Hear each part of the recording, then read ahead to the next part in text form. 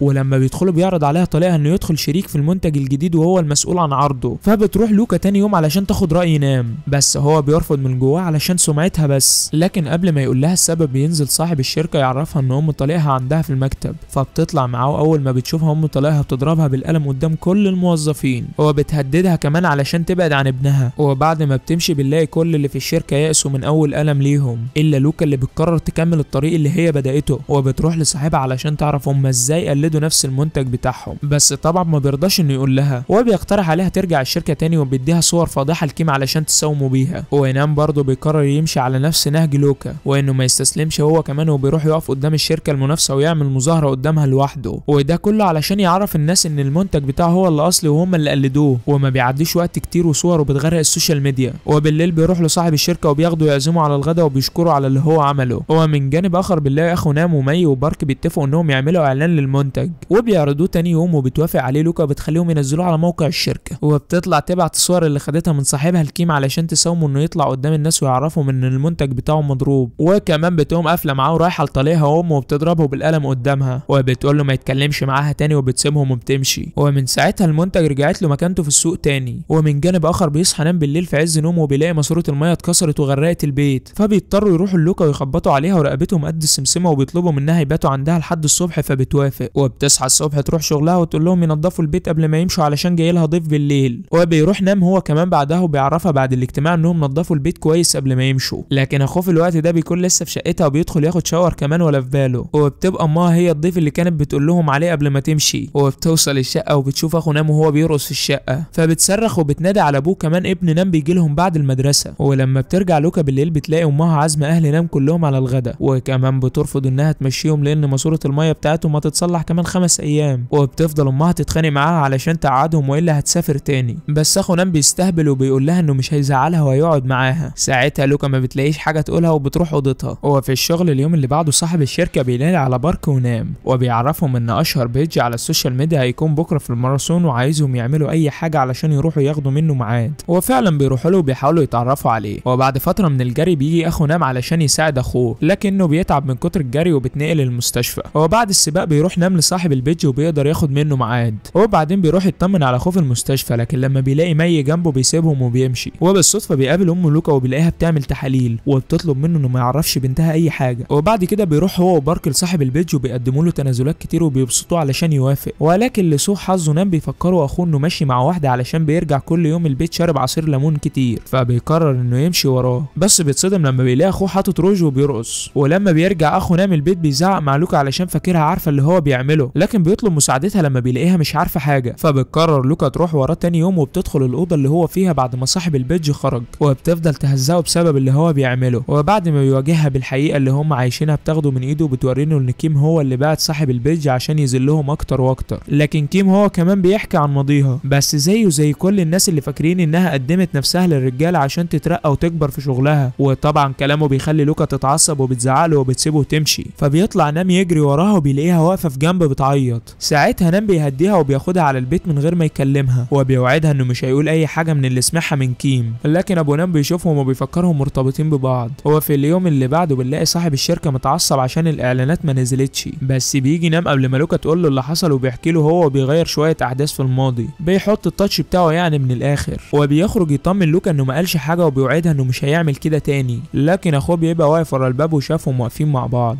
وكان جاي لها علشان يعرفها انه بعت المنتج بتاعهم لجارتهم البلوجر. وبعدين بنلاقي مي قاعده مع بارك وبتعرفه ان قريب صاحب الشركه عاوز يخرج معاها في ديت، فبيقول لها روحي معاه بس ما تشربيش عصير ليمون كتير يعني. ولما بتروح بالليل تقابله بيقدم لها الحاجه الوحيده اللي اتمنعت منها عصير ليمون كتير، وبيهددها انها لو ما سمعتش كلامه وشربت هيبقى وحش معاها. وبيبدا انه يسالها في حاجات شخصيه ليها. وبعدين بيطلع يتصل بمراته وبيعرفها انه بايت في الشغل، لكن بارك بيبقى معزوم في نفس المطعم وبيسمعه. ولما بيرجع قريب صاحب الشركه الاوضه تاني بتبقى مي عامله حسابها مكتبها، وبتبعت رساله لاخو نام عشان يروح لها بسرعه هناك، وبتلاقي انه بيقرب منها فبتحاول انها تبعده بس ما بتقدرش عليه وهو بيتهجم عليها، ولكن لحسن حظها بيجي لها بارك في الوقت المناسب وبيفتح الباب وبيخليها هي تمشي، بس قريب صاحب الشركه بيهدده انه لو قال حاجه هيدمر مستقبله كله. ولما بيروح الشركه تاني يوم بتطلع مي تتكلم مع بارك لانها عاوزه تقول لصاحب الشركه كل حاجه وعايزاه يبقى شاهد معاها، لكن هو بيخاف انه يترفض وما بيرضاش يقف جنبها، بس هي مش بتتردد وبتروح تقول له لوكا، فبتاخدها وبتطلع لصاحب الشركه وبتعرفه اللي قريبه الخنزير عمله، بس هو طبعا بينكر لان مفيش دليل ولا شاهد معاها. فبتعرف لوكا عنوان المطعم وبتروح تراجع الكاميرات هناك، ولكن بالصدفه بتقابل اخو نام في نفس المطعم علشان يرجع حق مي، وبيقرروا يتفقوا هما الاتنين مع بعض. وتاني يوم بيروحوا وبيجيبوا قريب صاحب الشركه، وده بعد ما بارك رجع عن اللي في دماغه وشهد عليه. وكمان اخو نام عمل ان هو شغال في المطعم وجاي علشان يعترف عليه هو كمان، هو ده شغال في مطعم ولا مدير المخزن ولا بتاع اعلانات ولا ايه بالظبط، انا مش فاهم حاجه. وكمان بيبقى جايب معاه فلاشه عليها كل اللي حصل. ساعتها الخنزير ده ما بيقدرش ينكر، ولوكا بتقوم مدياله بالرجل توقعه على الارض على طول، وبتخليه كمان يتاسف لمي بعلو صوته قدام كل الناس. وبعدها على طول بيظهر الفيديو بتاع البلوجر اللي جربت المنتج، وبيقلب السوشيال ميديا وبيجيب لهم طلبات كتير على مواقع الشركه. وبنلاقي كيم بعدها بيتصل بصاحب الشركه وبيقول له انه عاوز يقابله، وبيبعت له كمان عربيه تاخده للمطعم بالليل، وبيقول له انه جايب له مستثمر كبير للشركه بتاعته. وفي نفس الوقت بيرجع نام واهله لبيتهم بس ما بيلحقوش يقعدوا وبيلاقوا الباب بيخبط، فبيطلع نام علشان يشوف مين اللي بيخبط، بس بيلاقي لوكا هي اللي بتخبط وبتمسك ايده وهي مرعوبه لان امها تعبانه، فبيروح معاها بسرعه يودي امها للمستشفى. ونام بيقول للدكتور انها كانت بتعمل فحص من فتره، وساعتها لوكا بتستغرب ان هو ما قالهاش. ومن الناحيه التانيه المستثمر كيم بيفضلوا يوهموا صاحب الشركه بالفلوس ان هو اللي هيسيطر على السوق، وبيخلوه يشرب عصير ليمون كتير. وبعد ما بيفقد الوعي بيتصل على نام علشان يروح له، ولما بتسمع لوكا المكالمه بتخليه يروح عشان يوديه البيت. وتاني يوم بيروح الشغل وبيستغرب ان لوكا سابت امها وجات الشغل قبله، وكمان صاحب الشركه جاي من بدري وفرحان بسبب الفلوس اللي هياخدها من المستثمر. وبينادي كمان على لوكا ونام عشان يخليهم ينتجوا كتير، وبيوعدهم انه هيجيب لهم فلوس كتير من المستثمرين. في الوقت ده بيكون كيم والمستثمر قاعدين يدبروا الخطه اللي هتوقع الشركه خالص علشان يستولوا عليها. وبعدين بتلاقي لوكا غلطه في الغلاف بتاع المنتج، وبتخلي هان تروح المصنع عشان تتصرف، لكن لما بتروح المصنع بتلاقي حماتها سافرت ومفيش حد يروح يجيب ابنها من الحضانه، فبتتصل على نام علشان يجي يتصرف هو مكانها علشان تروح ابنها. ولما بيخرج نام من الشركه بيلاقي قريب صاحب الشركه بيعامل بارك بطريقه وحشه وبيضربه، وده بيخلي بارك يتضايق وما يردش على نام لما بيكلمه. وبعدين بنلاقي لوكا خرجت هي كمان علشان تروح مع نام المصنع، وبالليل بيروح بارك يقعد مع المساعد بتاع كيم، وبيوعده بفلوس كتيره ومنصب في الشركه بتاعتهم كمان، ده لو هو قدر يسرق مكونات المشروع الجديد ويسلمها له. وبالصدفه بيكون اخو نام موجود في المطعم وبيسمعهم وهما بيتكلموا. ومن جانب اخر بيكون نام ولوكا خلصوا شغلهم، وبيوصلها المستشفى علشان تطمن على امها، لكن صاحبنا بيسمعها وهي بتتخانق مع امها، وده بسبب انها زمان كان كل همها تجيب فلوس وسابت ابوها في المستشفى لحد ما مات بالسرطان. وبتعرفها انها تعمل معاها نفس اللي عملته مع ابوها زمان وبتسيبها وتخرج، لكن اول ما بتطلع بتلاقي نام قابلها وجايب لامها اكل، بس هي بتبقى متعصبه وبتسيبه وتمشي. وهو كمان بيروح وراها وبيقعد يديها نصايح علشان ما تندمش لو امها ماتت، بس هي عشان معقده بتفكره بيعملها كويس علشان يقرب منها. وبعدين يضحك عليها زي اللي قبله، وبتقول له ما تتدخلش في حياتي الشخصيه بعد كده. نروح بقى البارك لما بيلاقي قريب صاحب الشركه بيفضل يضايقه وبيفكر انه يدور على مصلحته، ويا ريت على قد بارك بس، ده كمان بيضايق هان علشان جايه متاخره بعد ما وصلت ابنها الحضانه، وبيفضل يهزها ويقلل منها وهي واقفه. فبيلاحظ نام كل اللي بيحصل وبيروح لصاحب الشركه علشان يتصرف، بس هو مفيش حاجه شغلاه دلوقتي الا الفلوس، وكمان المستثمر اللي بيروح يقابله في الجيم، وبيديله ورق الميزانيه بتاع الشركه. وبعدين بيخرجوا مع بعض ويشربوا عصير ليمون طول الليل. وفي نهايه اليوم بتطلع لوكا من مكتبها تسال عن هان، لكن بتلاقيها مشت، فبتتضايق وبتتخانق هي مع نام علشان كان بيدافع عنها، وصاحبنا كان بيدافع عنها لان عارف ان مفيش حد ياخد باله من ابنها غيرها. وتاني يوم بتلاقيها جايبه ابنها معاها علشان تعبان، فبتقعد تتكلم معاها وبعدين بتديها اجازه علشان تهتم بابنها. ومن الناحيه التانيه اخو نام بيشوف ام لوكا وهي سايبه البيت وماشيه، فبيتصل على صاحبتنا علشان تتصرف. ساعتها هي بتسيب الشغل وبتاخد عربيتها وبتروح باقصى سرعه لحد ما بتلحق امها في محطه القطر وبتقعد جنبها علشان تودعها. بس امها قبل ما تمشي بتعرفها ان كان كل همها الفلوس علشان تحقق امنيه ابوها، علشان يخليها تتعلم، ولو كانت سابت الشغل في اليوم اللي ابوها مات فيه صاحب المطعم اللي كانت شغاله فيه ما كانش هيديها المرتب بتاعها. ساعتها لوكا بتعيط وبتجري ورا امها علشان تسامحها. وفي اليوم اللي بعده بتبعت اخو نام علشان يقعد مع ابنها لحد ما ترجع من شغلها. وبالليل بعد ما كان كل الموظفين بيمشوا بيرجع بارك علشان يسرق التصميم بتاع المنتج الجديد، بس نام بينسى تليفونه وبيرجع بالصدفه علشان ياخده، وبياخد باله بارك وبيستخبى تحت المكتب علشان محدش يشوفه. اما صاحب الشركه بيكون قاعد مع المستثمر علشان يمضوا العقد، واللي بيبقى محطوط فيه بند حق للمستثمر يغير الموظفين لو حصلت اي مشكله اداريه، وفي المقابل هياخد مليار وون. وبعد ما بياخد المستثمر الامضه بيروح للمساعد بتاعه وبيأكد له انه بعت الهديه بتاعته لوكا، وتقريبا كده في حاجه بينهم. اما بارك فبتشوفه مي واخو نام وهو وهو خارج، وبتعرفه مي ان عندها شغل لازم تخلصه. وتاني يوم نام بيتكلم مع اخوه قبل ما يروح الشغل، واخوه بيطلب منه انه يقرب من بارك ويخليه معاهم، لكن نام ما بيبقاش فاهم المغزى من اللي هو بيقوله. بس لما بيروح الشغل بيلاقي بارك سرحان، فبيفهم قصد اخوه بيدخله معاهم في الكلام كده. وفجأة بيلاقوا عربية جديدة كده واقفة قدام الشركة ونازل منها صاحب الشركة، وبعدها بتوافق لوكا على التصميم اللي عملته مي، وبتطلع لصاحب الشركة توريهوله وبيعجبه جدا، بس بتشك في المستثمر الجديد وبتخلي اخو نام يراقبه. لكن برضه نفس المنتج بيكون بين ايدين كيم، وبيستعجل المساعد بتاعه علشان ينزل المنتج قبلهم السوق، وبكده فرصة ان هم ينجحوا هتكون ضاعت عليهم. بس صاحب لوكا بيقابل المساعد وبيستغرب انه قدر يعمل منتج جديد، وبيروح وراه وبيلحقه قبل ما يعدم الملف. فبياخد الملف وبيقابل لوكا علشان يعرفها ان في خاين بينهم، وعلشان هو كمان ما بيحبش طريقة كيم. بعدها بترجع لوكا الشركة وبتعرف نام اللي حصل، وبيبداوا يشكوا في الكل، لكن كلام اخو نام بيخليه يشك اكتر في بارك، وكمان بسبب معاملة قريب صاحب الشركة ليه. لكن بعد ما بيقعد معاه بيتكلم معاه وبيتهمه انه خاين، بس بارك بيقول له انه كان فعلا هيبيعهم، لكن قبل اخر لحظة رجع في كلامه. وساعتها الانظار بتروح ناحية هان ومي، فنام بياخد واحدة ولوكا بتاخد التانية علشان يتفقوا معاهم على منتج جديد. وكل اللي بيحصل ده ما بيكونش صاحب الشركة شاغل دماغه اصلا بيه، لان المستثمر عمل منه نجم تلفزيون، وكمان خلى الصحافة تعمل له حلقة خاصة. ولما بيرجع الشركة بيعرف لوكا انه لقى مستثمر، بس ما بيرضاش يتكلم عنه لما بيلاقيها عاوزة تتأكد منه هو مين. ولما بينتشر الخبر بيفضل قريب صاحب الشركة يضرب في بارك، وبيتهم ان هو خاين، لكن بيتعصب بارك من طريقته وبيمسكه علشان يضربه. ساعتها بيتدخل نام وبيضرب بارك علشان ما يخليش قريب صاحب الشركة يتدخل مع الموظفين تاني. وبالليل بقى بترجع لوكا البيت، وبتقابل ابن نام وهي طالعة، وبتاخده معاها علشان تعمل له اكل، وبعد ما بتخلص بتجهز كمان اكل علشان توديه لنام الشركة لانه سهران بيعمل في منتج جديد. لكن لما بتروح له بتلاقي كل اصحابه معاه وجايبين اكل وبياكلوا مع بعض وفرحانين، فبتسيبهم وبتروح تدي الاكل لاخوه، وبتاخد منه الصور لكن مفيش منهم ولا صورة واضحة. والتاني يوم بيتفاجئ صاحب الشركة وكمان كيم لما بيعرفوا انهم هيعملوا 99 لون روج، وبمجرد ما بينزل خبر عنه بيحقق مبيعات عالية جدا، وكل الناس بتتكلم عنه في كل مكان.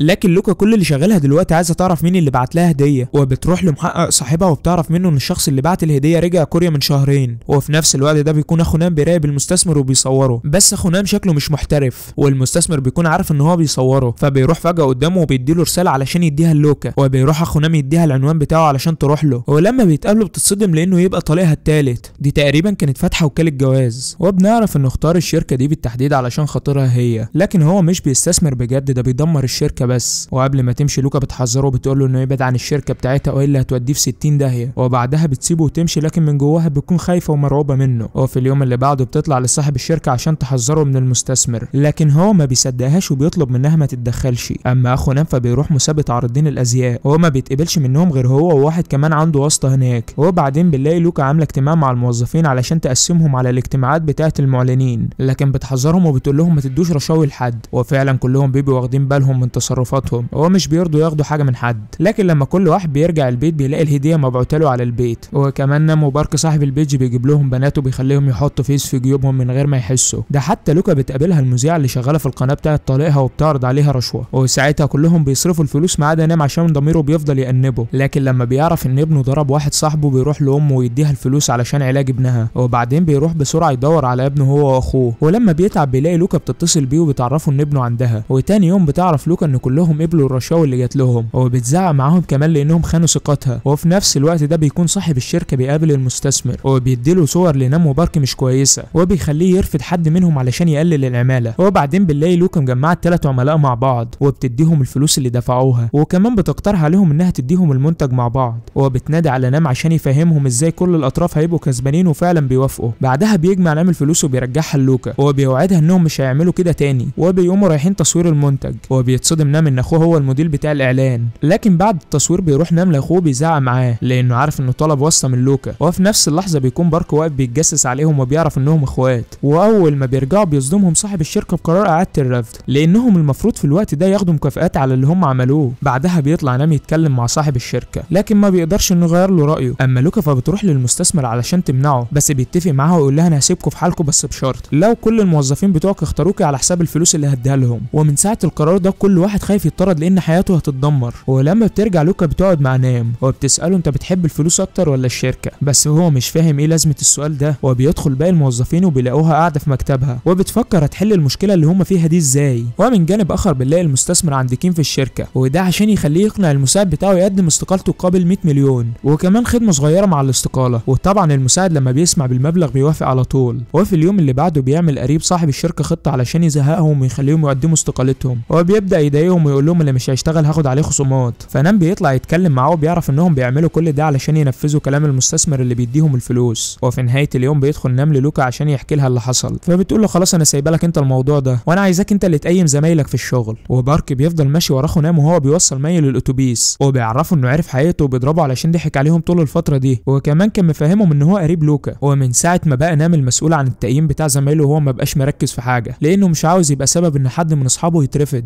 هو بيبقى قاعد في المكتب وسرحان وبيلاقي بارك داخل عليه وبيتهمه انه كان عارف اللي اخوه بيعمله وساكت علشان منظره. وفي الوقت ده بتقوم جايه مي وبتسمع الكلام وبتتصدم هي كمان لانها حبت اخوه وهو بيضحك عليها طول الفتره اللي فاتت دي. فبيرجع نام البيت بالليل متضايق من اللي سمعه، هو بيتخانق مع اخوه بيقاله كمان انه ما كانش شغال طول حياته هو اللي كان بيصرف عليه، لكنه ما يعرفش ان اخوه هو اللي كان بيطلعه من كل مشكله من غير ما يحس. وبعدين بيروح اخو نام لمي عشان يصالحها، لكن هي ما بتسمعش منه ولا كلمه وبعدين بتسيبه وتمشي. ولما بيلاقي نام ان اصحابه تعاملهم معاه اتغير علشان يكتب تقارير عنهم كويسه، فبيقرر ان هو اللي يضحي ويقدم استقالته. وبيرجع يقعد مع اخوه بيعرفه انه استقال علشان يدور على شغل ويساعده لحد ما يلاقي شغل. لكن في اليوم اللي بعده بيتصدم نام لما يلاقي ان هان هي اللي اترفضت وكمان بتتهم ان هو اللي دمر حياتها. فنام بيروح لصاحب الشركه علشان يفهم ايه اللي حصل، وبيعرف منه ان لوكا هي اللي حطت اسمها بداله. فبيتعصب هان بسبب زميلته اللي اترفضت لان هان زميلته كانت من اول الناس اللي ساعدت صاحب الشركه زمان، بس رغم كده برضه صاحب الشركه مرجعش في كلامه وطردها. وهان لما بترجع البيت بتحكي لجوزها اللي حصل وبتتفاجئ بعد شويه بلوكا جايه لها البيت، ومن بعدها كل الموظفين بيبقوا متاثرين بغياب هان لدرجه ان نام بيلاحظ انها نسيت الجزمه بتاعتها فبياخدها معاه ويروح يديها لها، وبيعرف انها واخده اجازه وهتنزل شغل كمان اسبوع. وفي اليوم اللي بعده بيروح المستثمر الشركه وده عشان يتعرف عليهم، ونام بيلاحظ انه بيبص لوكا بطريقه غريبه كده. واول حاجه بيعملها المستثمر ده انه يقنع صاحب الشركه ان قريبه بيسرق الشركه وبيخليه يطرده علشان يعين المساعد بتاعه مكانه. ده شكله فعلا داخل وناوي يدمر الشركه كلها، لكن لوكا بتدخل علشان ما تخليهوش يبقى الرئيس من اول يوم. وبيبقى المستثمر جايب المساعد بتاع كيم علشان يشغله مكان هان، ولما بيشوفوه الموظفين بيتصدموا وخصوصا نام لانه هياخد مكان صاحبتهم. وبيبدا المساعد اول يوم يتريق على الموظفين لكن لوكا عارفاه كويس وبتخليهم هم اللي يضحكوا عليه. وبعدها لوكا بتروح تقابل صاحبها علشان تطلب منه يساعدها علشان يكشفوا المستثمر ده وكمان عشان يوقفوا كيم عن اللي في دماغه. وبيكون نام في الشركه وبيدخل ورق المشروع الجديد على مكتب لوكا، بس بيتصدم لما بيشوف ورق عليه اسم شركه تانية، وبيفضل سهران في المكتب علشان يدور على اسم الشركه دي لحد ما بترجع لوكا بالليل وبتخليه يروح. وتاني يوم بتدخل هان الشركه وبيبقى كل اصحابها مصدومين انها رجعت وكمان مصدومين من شكلها الجديد،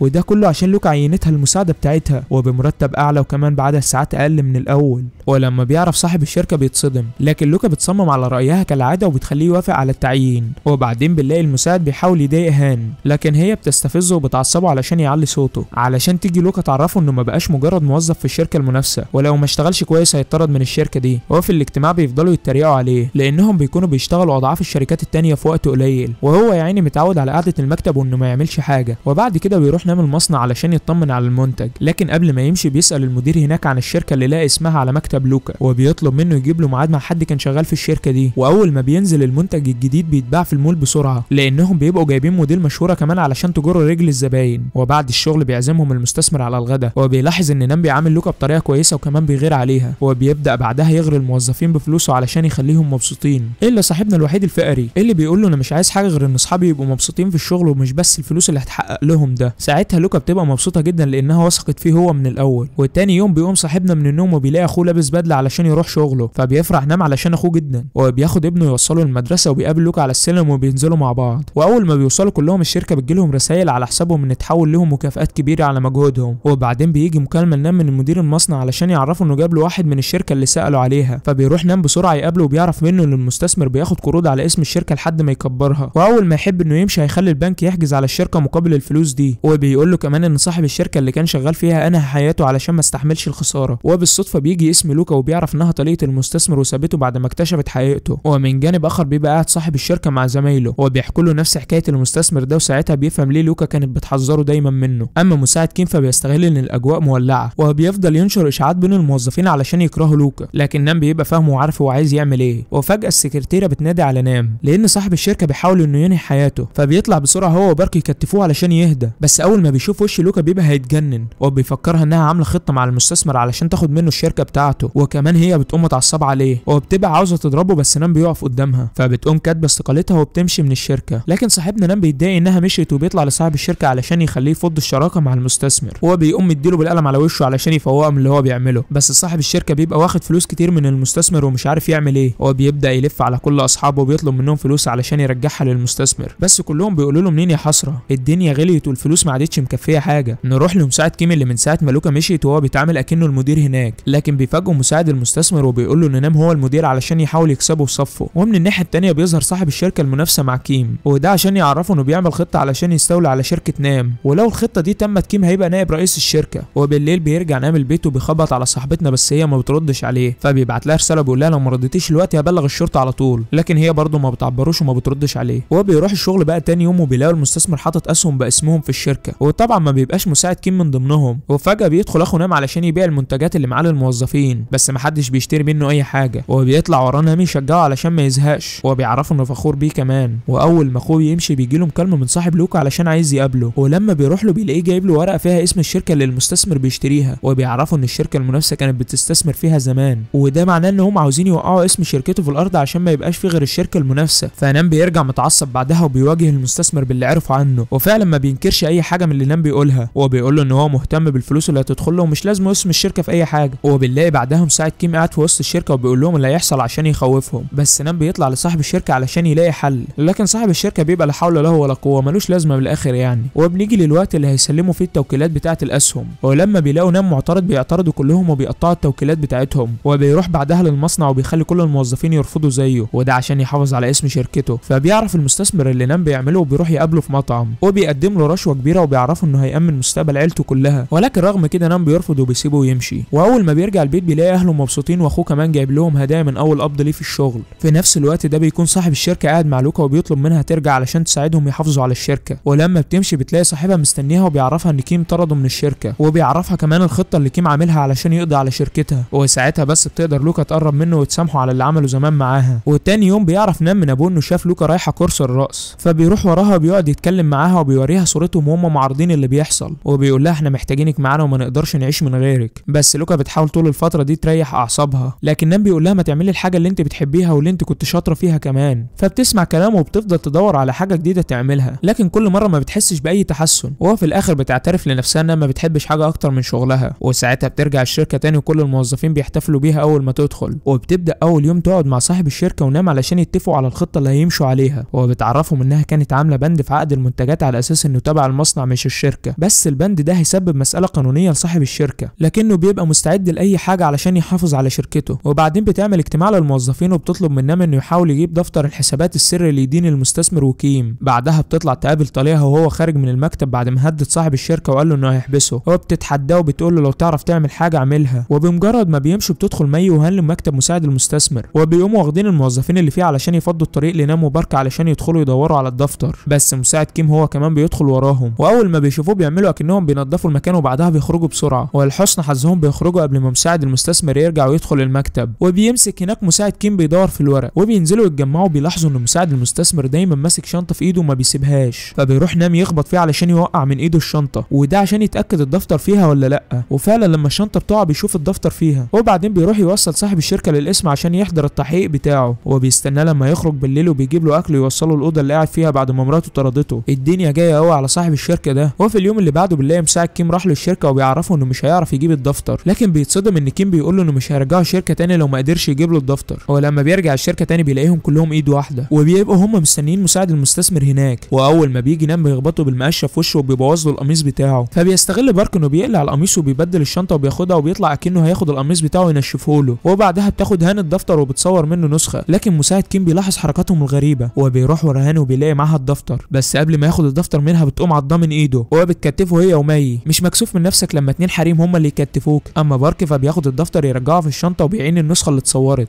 وبعدين بيروح بسرعه لنام وبيبدلوا الشنطه من غير ما المساعد ياخد باله، واول ما المساعد بيفتحها بيطمن ان الدفتر فيها زي ما هو. بعدها بيلاقوا لوكا جايه ومعاها صاحب الشركه وبتطمنهم ان المحامي بتاعها هيحل كل المشاكل، وبيبقى مساعد كيم سامعه وهو بيشكرهم ومش عاوزهم يعرضوا حياتهم للخطر علشانه، وساعتها بيعرف الفرق بينه وبين كيم. ولما بيمشي صاحب الشركه بيطلع نام الدفتر وبيديه لوكا، فبتاخده وبتديه لصاحبها علشان يقدمه لصاحب الشركه بتاعته ويقدر يثبت ان كيم حرامي وكمان يرجع شغله. وفعلا بعدها بشويه بيتفاجئ كيم ان صاحب شركته داخل عليه بيوري له دفتر الحسابات، وبيعرف انه سرق فلوس كتير من ورا الشركه، فبيقرر انه يرفضه بره زي الكلب. وبيرجع صاحب لوكا للشغل وبيروح يشمت فيه وبيخلي الامن يطردوه بره. بره. وبعدها بيعرف المستثمر اللي حصل لكيم، وبكده تبقى خطته كلها باظت، والحفله كمان اللي كان اسم الشركه هيتباع فيها اتلغت. وبنلاقي كيم قاعد متحسر على اللي حصل له، والمساعد بتاعه بيلاقي كل الموظفين بيودعوه، وبيطلب منه نام انه يقعد يتكلم معاه بعدين. وبيفرحوا كلهم انهم قدروا يحموا الشركه ويحافظوا على بيتهم بعد كل اللي حصل. لكن المستثمر مش عاوز يطلع خسران من الموضوع، فبيروح لصاحب الشركه وبيقول له انا عاوز ال5 مليار اللي انا اديتهم لك، يا اما تديهم لي يا اما تاخد قرار انك تطرد لوكا من الشركه نهائي. فبيضطر صاحب الشركه انه يطردها لان معهوش فلوس. ولما بيرجع المستثمر الشركه بالليل بيلاقي نام مستنيه، وبيفضل يلومه علشان من ساعه وصوله وهو عايز يدمر الشركه ويقضي عليهم، وده كله عشان يبقى مبسوط يعني بالفلوس اللي معاه. لكن المستثمر الخنزير بيبقى كل اللي فارق معاه يعرف نام بيحب لوكا ولا لا. فنام بيقول له ايوه بحبها وهفضل احميها طول ما انا عايش. فلوكا بتقوم داخله في الوقت ده وبتسمعه وهو بيقول كده. فنام بيقوم طالع قدام الشركه ورقبته قد السمسمه، وبيلوم نفسه انه قال كده وهي سمعته. بس لما بيرجع البيت بيلاقيها بتتصل بيه وبتسمع صوت التليفون بتاعه فبتطلع له، لكن هو بيجري بسرعه وبيدخل وبيقفل الباب من الاحراج. فبتقوم طالعه له من البلكونه وبتواجهه بكل اللي قاله، بس هو طبعا بيفضل يتهرب منها ويقول اي كلام عشان يغير الموضوع. بس في الاخر هي بتقوم مدياله السؤال صريح، الكلام اللي انت قلته ده حقيقي ولا لا؟ بيقول لها لا لانه خايف من رد فعلها. وتاني يوم بيروح الموظفين يدوها المكافآت اللي خدوها من المستثمر عشان ترجعها له. لكن لما بتتصل نام بصاحب الشركه وما بيردش عليها بتفكروا لوكا هينهي حياته، فبيجروا بسرعه على الاوضه اللي هو قاعد فيها وبيلاقوه عايش. وبعد كده بياخدوه يودوه بيت جديد وقريبه هو اللي جابه له، وكمان بيطمنه وبيقول له انهم هيرجعوا الشركه وهيشتغلوا لحد ما يرجعوا الفلوس. بس على ما يرجعوا له الفلوس تكون انت اشتركت في القناه يا عزيزي المشاهد. ولما بيروح يدي نص المبلغ للمستثمر بيصدمه وبيقول له انا عاوز الباقي كمان اسبوع. فصاحب الشركه ما عندوش خيار تاني فبيضطر انه يوافق. ومن ساعتها بنلاقي نام بيلف على اصحاب الشركات علشان ياخد منهم فلوس، لكن نام ما بيستسلمش وبيخلي اصحابه يمشوا علشان يقعد يدور على حل ويعمل منتج يجيب لهم فلوس. اما خوفه بيبقى مستني مي علشان يصالحها، لكن المره دي هي بتسامحه وبتوافق انها ترجع له. وبالليل بقى بنلاقي ابن نام بيقول لابوه انه شاف ناس خارجين من بيت لوكا وعايزين يشتروا البيت. وتاني يوم وهم خارجين بيقابلوها على السلم وبيقولوا لها ما تمشيش وتعيش معاهم في نفس البيت. فبتراضيه كده وبتقول له انها موافقه لو هو ذاكر كل اللي وراه وجاب نتيجه كويسه. وبعد كده بيروح نام للبنك علشان يتحايل على موظف الائتمان يوافق على القرض، لكن بيبقى في راجل اعمال هناك بيشوفه وبيقول للمساعد بتاعه يعرف هو عايز ايه. في نفس الوقت ده بيكون صاحب الشركه قاعد مع لوكا بيتفاجئوا باصحابه داخلين عليهم وبيوافقوا يدوا له الفلوس اللي قدروا يجمعوها، وبكده يبقى فاضل عليهم 2 بليون بس. هو الرقم ده بيتعدى ازاي؟ ولما بيرجع نام الشركه وبيعرف ان لوكا باعت بيتها بيدخل لها عشان يتاكد منها، بس هو ما بيبقاش عارف هو فرحان ولا متضايق عشان هي هتمشي، فبيتوتر وبعدين بيسيبها ويخرج. بس اصحابه بيلاحظوا ان هو معجب بيها فبيسيبهم وبيدخل يشرب حاجه، لكن هام بتروح وراه، واول ما بتقول له انت شكلك بتحب لوكا وشه بيحمر. وبالليل بقى بنلاقي كيم مستني لوكا قدام البيت وعاوز يتهجم عليها، بس لحسن حظها المستثمر طالعها بيجي في الوقت المناسب وبيهدده انه هيدمر حياته اكتر ما هي متدمره لو ما مشاش. فبيخاف كيم وبيمشي، وبعدها بيطلعوا يتكلموا في البيت، وبيقترح عليها المستثمر انه يسيب الفلوس لو وافقت تبدا حياه جديده معاه، بس هي بترفض وبتعرفه انها مبسوطه في حياتها. وبعد ما بيخلصوا كلام بتجيلها مكالمه من صاحب الشركه بيقول لها ان طليقها وافق يديهم سنه مهله علشان ياخد فلوسه. ساعتها لوكا بتلف ظهرها علشان تشوفه ما بتلاقيهوش. وتاني يوم بنلاقي صاحب الشركه طاير من الفرحه وبيعرفهم ان في رجل اعمال هيدفع 3 مليار في المنتج الجديد، لكن المره دي بيعرفهم انه هياخد باله من قراراته. وبعد شويه بيدخل رجل الاعمال وبتتصدم لوكا لانهم كانوا متجوزين برضه وبترفض على طول يخرب بيتك، لكن لما بيقعد يتكلم معاها بيقنعها انه عاوز يشتغل في الشركه ووجودها ملوش اي علاقه فبتوافق. وبعدها بيجمعهم صاحب الشركه وبيشكرهم انهم وقفوا جنبه في الفتره اللي فاتت، وعشان كده بيوعدهم انه هيعوضهم عن كل اللي فات. فبيفرحوا وبيهتفوا باسم الشركه كلهم، والمره دي لوكا كمان بتهتف معاهم. ومن ساعتها حياتهم بتتغير وبيجهزوا بسرعه المنتج الجديد وبينزل يكسر السوق. وبعد كده بيترقى نام اخيرا وكل الموظفين بيبقوا فرحانين وبيجيبوا له هدايا. ولما بيتاكد ان المكتب فضى بيفضل يتصور في مكتبه الجديد وبيمثل اكنه مدير، لكن ما بياخدش باله ان لوكا واقفه وشايفاه. وبعد فتره بيفتحوا محل خاص وبيعرضوا فيه كل منتجاتهم. ومن جانب اخر بنعرف ان صاحب لوكا بقى مدير الشركه المنافسه، وبيلاقيها بعتله ورد كمان هديه بالمنصب بتاعه. وفي النهايه بتعترف لوكا انها معجبه بيه هي كمان، وبتعزمه عندها في البيت على العشاء. وهو طبعا ما بيبقاش مصدق نفسه من الفرحه وبيروح لها جري. وبكده كل لوكا غيرت حياتهم كلهم، وقدرت انها كمان تلاقي الشخص اللي هيقدر يحافظ عليها طول حياتها. وبكده يكون مسلسلنا خلص. ولو عجبك ما تنساش اللايك والاشتراك في القناه علشان يوصلك كل جديد. واقدر اقول لك دلوقتي مع السلامه.